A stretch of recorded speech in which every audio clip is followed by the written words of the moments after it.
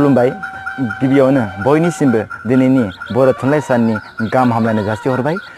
दिनैनि बे समा जोंनि थाखाय जोबोद गोग्गाथाव, मानोना दिनैनि बे समावनो मोनसे समाव जोंनि बर' हारिनि बर' थुनलाइ आफादा जोनोम जादोंमोन।